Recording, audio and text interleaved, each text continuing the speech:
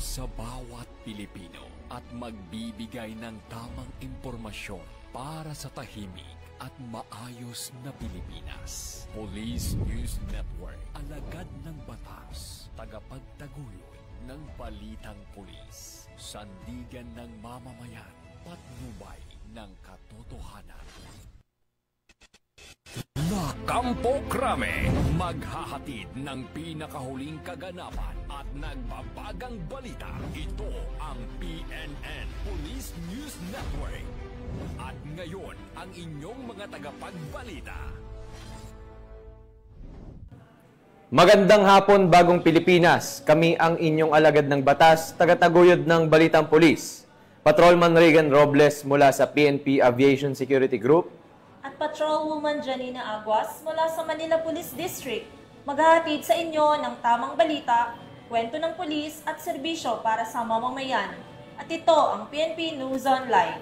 Ang pangunahing balita ng Police News Network, alagad ng batas, tagataguyod ng Balitang Pulis.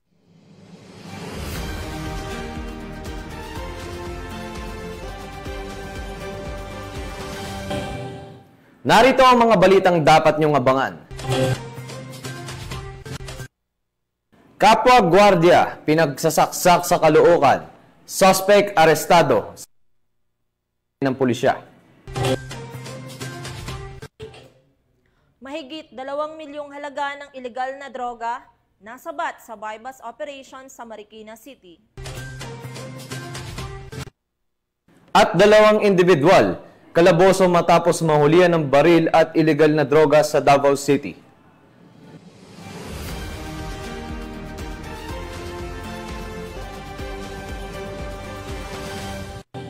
Narito ang mga balitang hatid ng ating PNN correspondents mula sa iba't ibang panig ng bansa.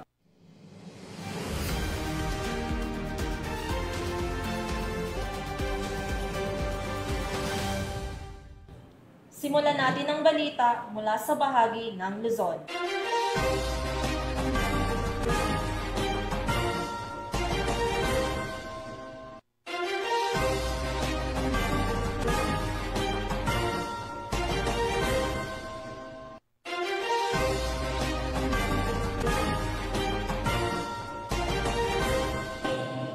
Nasabat ng Marikina City PNP ang tinatayang mahigit 2 milyong pisong halaga ng ilegal na droga sa matagumpay na bypass operation na isinagawa sa nasabing lungsod. Ang naturang operasyon ay nagresulta sa pagkakaaresto ng isang high-value individual na matagal nang minamanmana ng mga otoridad. Nakibalita dyan si Patrolman Reynan Jade Gravera.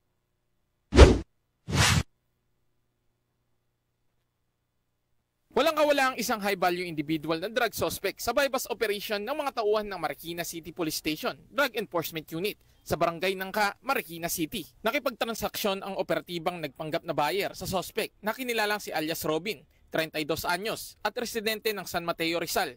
Nagpositibo ang transaksyon nang mabilhan ang suspect ng isang heat-sealed transparent plastic sachet na naglalaman ng hinihinalang shabu. Maraming salamat sa inyong lahat. Sana ay mas marami pang mahuling mga illegal na gumagamit ng mga pinagbabawal na gamot, lalo na yung mga nagbebenta. Maraming salamat. Sa nasabing operasyon, nakuha mula sa suspect ang 9 pieces heat-sealed transparent plastic sachet at 4 pieces knot-tied transparent plastic bag na naglalaman ng hinihinalang shabu na may timbang na humigit kumulang 295 grams at may estimated standard drug price na 2,006,000 pesos. Ang suspect ay naharap ngayon sa kasong paglabag sa Section 5 at 11, Article 2 ng RA 9165 o ang Comprehensive Dangerous Drugs Act of 2002. Matapos basahan ng kanyang karapatan ang suspect, ay pansamantala siyang nakapiit sa Marikina City Police Station Custodial Facility.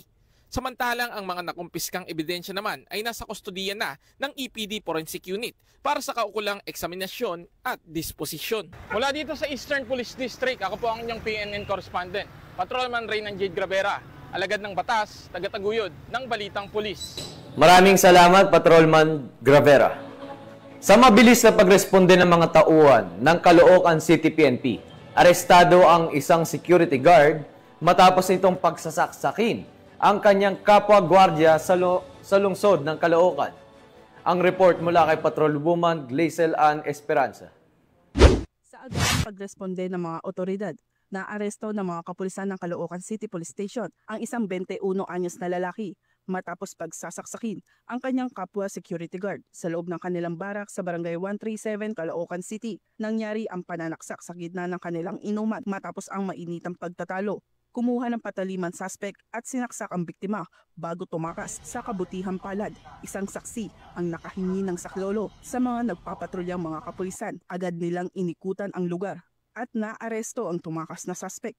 Dinala agad ang biktima sa ospital na kasalukuyan nagpapagamot matapos magtamo ng mga saksak sa iba't ibang bahagi ng katawan habang isinailalim naman sa medikal na eksaminasyon ng suspect bago i-turn over sa mga investigador para sa kaukulang disposisyon. Na-recovery sa crime scene ang ginamit na patalim. Patuloy ang investigasyon sa kasong frustrated homicide. Mula rito sa Northern Police District, ako po ang inyong PNN correspondent, Patrolwoman Glacelan Esperanza, alagad ng batas, tagataguyod ng Balitang Pulis. Maraming salamat, Patrolwoman Esperanza. Naaresto ng pulisya ang isang most wanted na individual sa isinagawang operasyon sa bayan ng Piat, Cagayan dahil sa kasong paglabag sa Republic Act 9262 o ang Anti-Violence Against Women and Their Children Act of 2004. Corporal Roldan Guiab sa report. Arestado ang isang most wanted person sa isinagawang operasyon ng kapulisan sa bayan ng Piat, Cagayan nito lamang ika-16 ng Hunyo taong kasalukuyan. Kinilala ang suspek na si alias Makoy, 43 taong gulang, isang taxi driver at residente ng nasabing bayan.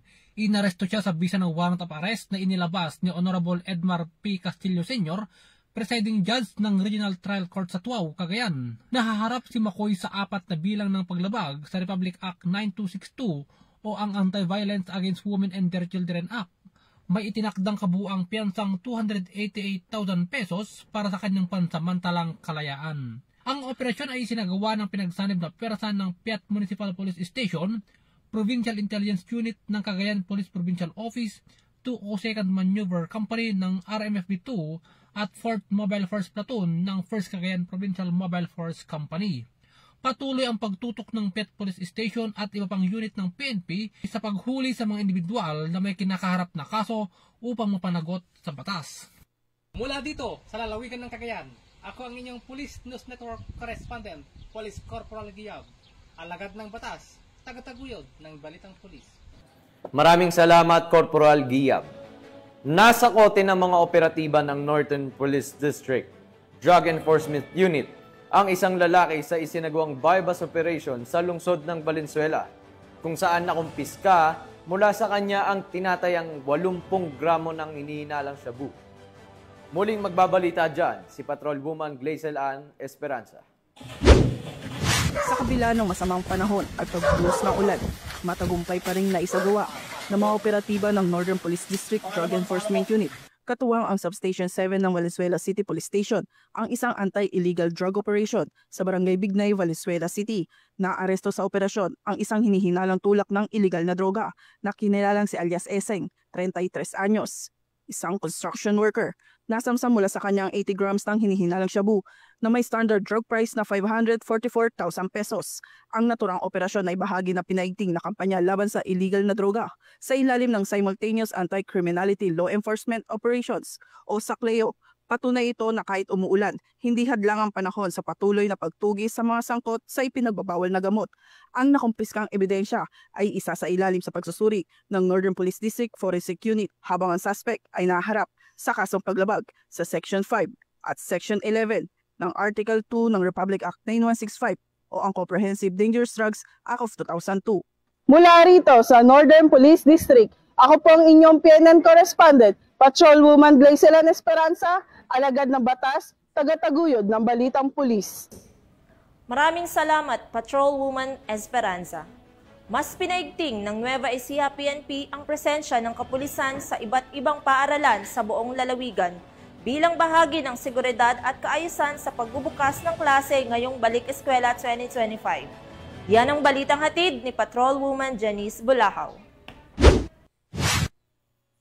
Umabot sa 246 na pulis ang ipinakalat ng Nueva Ecija Police Provincial Office sa kabuuang 104 pampubliko at pribadong paaralan sa buong lalawigan para sa pagbubukas ng klase.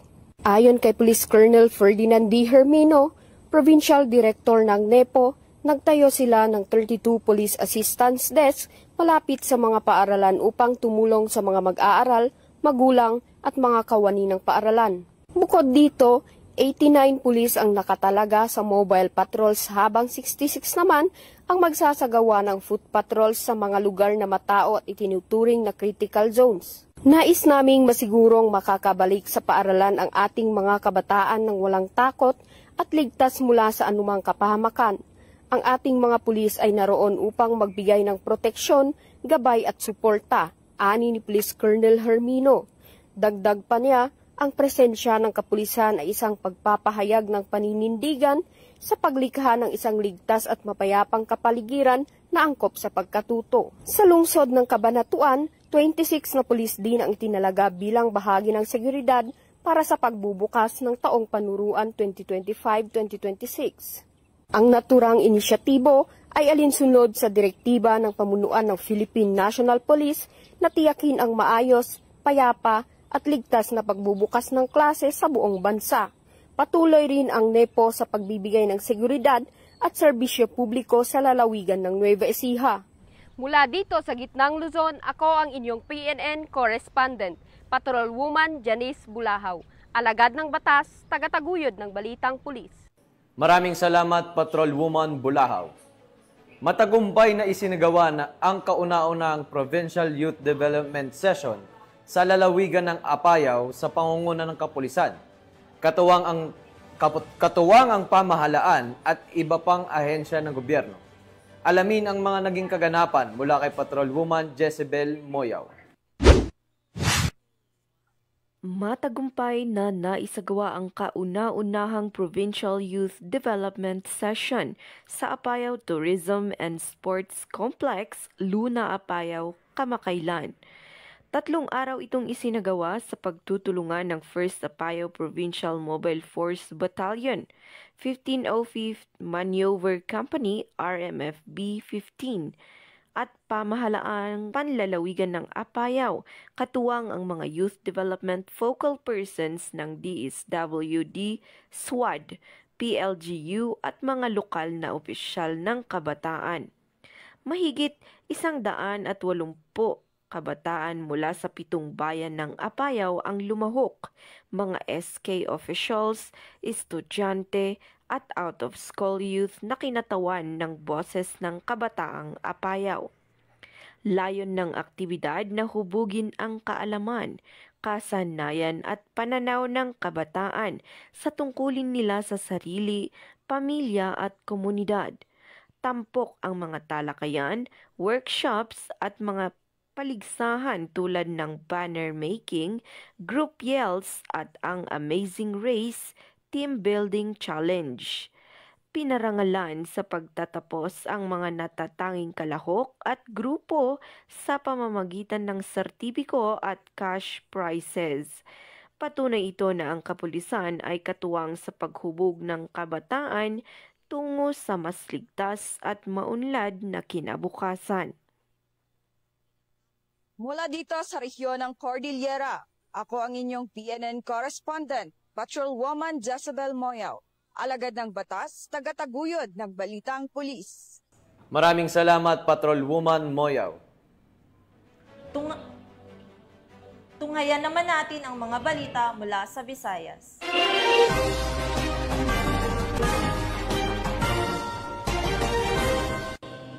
Nakumpiska ang mahigit 2 milyong pisong halaga ng shabu mula sa 2 high-value individual sa isinagawang anti-illegal drug operation ng mga otoridad sa city proper, Iloilo City. Patuloy naman ang PNP sa pinaigting nitong kampanya laban sa ilegal na droga. Sa ilalim ng direktiba ni PNP Chief Police General Nicolas Torre III, upang masawata ang operasyon ng mga sindikato at masiguro ang kaligtasan ng bawat komunidad sa bansa. Patrolwoman Andrea Dominic De Palubos sa balita. Sa walang humpay na operasyon ng mga kapulisan sa rehiyon ng Western Visayas laban sa iligal na droga, matagumpay na naaresto ng kapulisan ang dalawang high-value individual sa Zone 3, Barangay Tansa, Esperanza City proper, nito lamang 17 ng Hunyo taong kasalukuyan. Sa pangunguna ng Regional Police Drug Enforcement Unit, naaresto ang mga sospek na kinilalang sina alias Jerbel, 41 taong gulang at alias Sander, 37 taong gulang at pawang mga naitalagang high-value drug personalities. Nakuha sa mga nahuling sospek ang humigit kumulang 305 gramo ng pinaghihinalaang shabu na may market price value na tinatayang 2,074,000 piso kalakip ang buy-bust money at iba pang mga non-drug items. Kasalukuyang nasa kustudiya na ng pulisya ang mga sospek para sa tamang dokumentasyon at haharap sa kasong paglabag sa RA 9165 o ang Comprehensive Dangerous Drugs Act of 2002. Binati naman ni Police Brigadier General Jack L. Wangki, Regional Director ng Police Regional Office 6, ang operating unit sa matagumpay na pagkakaaresto sa mga drug personalities. Ang matagumpay na akbang na ito ng ating mga kapulisan ay isang patunay na hindi tumitigil ang Philippine National Police upang masigurado at mapanatili ang kaayusan ng komunidad sa rehiyon. Mula dito sa Police Regional Office 6, ako ang inyong Police News Network Correspondent, Patrolwoman Andrea Dominic de Palobos, alagad ng batas, tagataguyod ng balitang pulis. Maraming salamat, Patrolwoman de Palobos. Kalaboso ang isang high-value target sa ikinasang buy-bust operation sa bayan ng Dawis, Bohol, kung saan nasamsam ang mahigit 700,000 pisong halaga ng hinihinalang shabu. Tungayan ng report ni Patrolwoman Flora May Azares. Aabot sa tinatayang 748,000 pisong halaga ng hinihinalang shabu ang nasamsam ng operatiba ng Provincial Drug Enforcement Unit ng Bohol sa isang matagumpay na buy-bust operation sa Purok 6P Barangay Bingag, Dawis, Bohol noong 15 ng Hunyo taong kasalukuyan. Kinilala ni Police Lieutenant Colonel Jomar S. Pomarejos, Hepe ng Provincial Intelligence Unit, Provincial Drug Enforcement Unit, Bohol Police Provincial Office, ang sospek na si Elias Sani, 33 anyos, construction worker at residente ng Purok 7 ng nasabing barangay. Bandang alas 9:46 ng umaga nang ikinasa ang nasabing operasyon na humantong sa pagkakadakip ng sospek at pagkasabat ng 4 na medium heat sealed sa sachet ng hinihinalang shabu na aabot sa 110 gramo at may halagang 748,000 pesos. Kabilang din sa mga nakumpiskang ebidensya ang isang sling bag, Android na cellphone, isang Yamaha Aerox 155 at buy-bust money. Kasalukuyang nasa kustudiya ng Dawis Municipal Police Station ang sospek at inihahanda ang pagsasampa ng kasong paglabag sa Section 5 at 11, Article 2 ng Republic Act 9165 o Comprehensive Dangerous Drugs Act of 2002. Patuloy ang pinaigting na kampanya ng mga kapulisan laban sa ilegal na droga upang panatilihin ang kaayusan at kaligtasan sa buong lalawigan dahil sa bagong Pilipinas, ang gusto ng pulis, ligtas ka. Mula dito sa Central Visayas, ako ang inyong PNN Correspondent, Patrolwoman Flora May Azares, alagad ng batas, tagataguyod ng balitang pulis. Maraming salamat, Patrolwoman Azares. Narito naman ang mga balita mula sa bahagi ng Mindanao.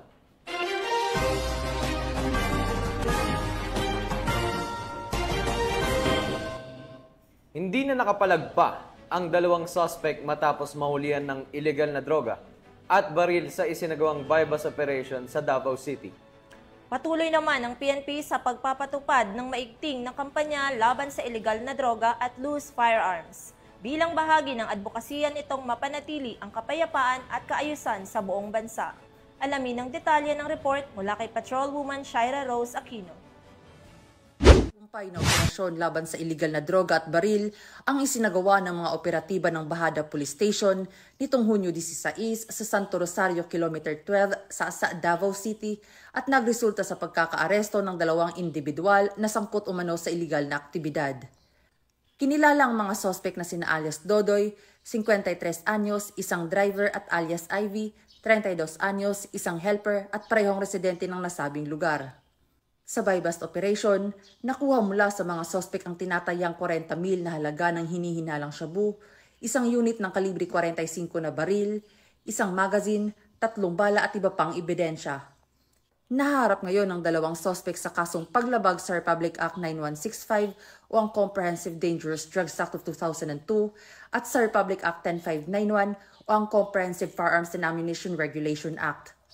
Patuloy naman ang pinaigting ng kampanya ng kapulisan sa Davao City laban sa illegal na droga at mga kriminal na elemento upang mapanatili ang kaayusan at kapayapaan sa komunidad. Mula rito sa Police Regional Office 11, ako ang inyong PNN Correspondent, Patrolwoman Shaira Rose Aquino, alagad ng batas, tagataguyod ng Balitang Pulis.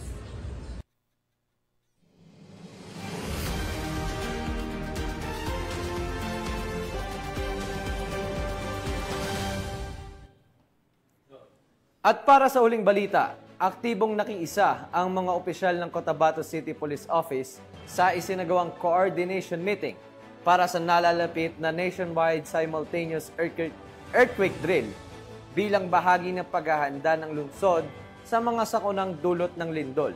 Ibabalita yan ni Patrolwoman Leonora Gawang.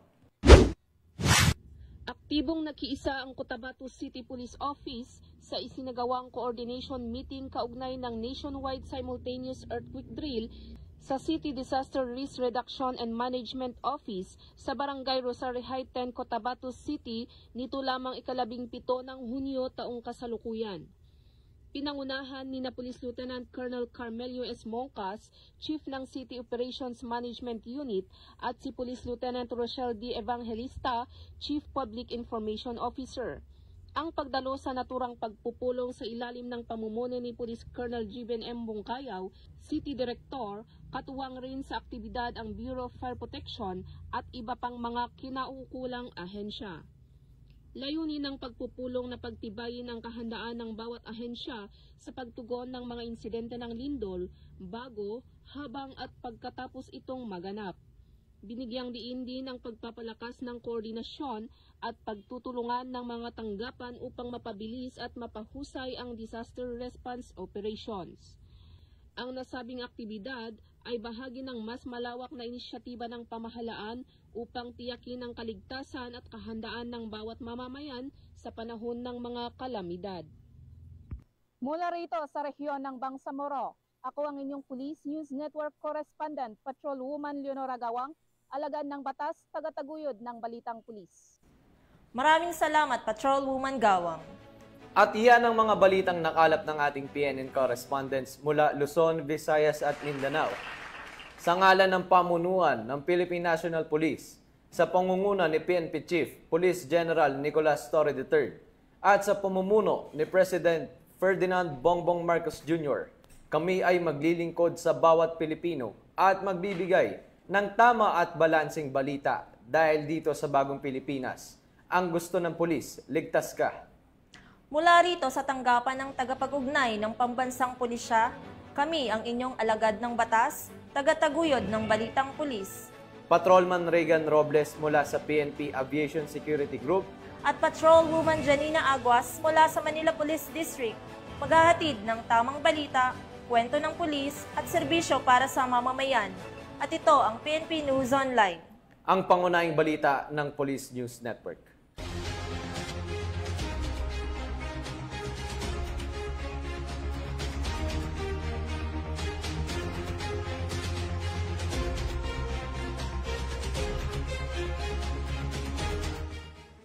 Police News Network, alagad ng batas, tagapagtaguyod ng balitang pulis.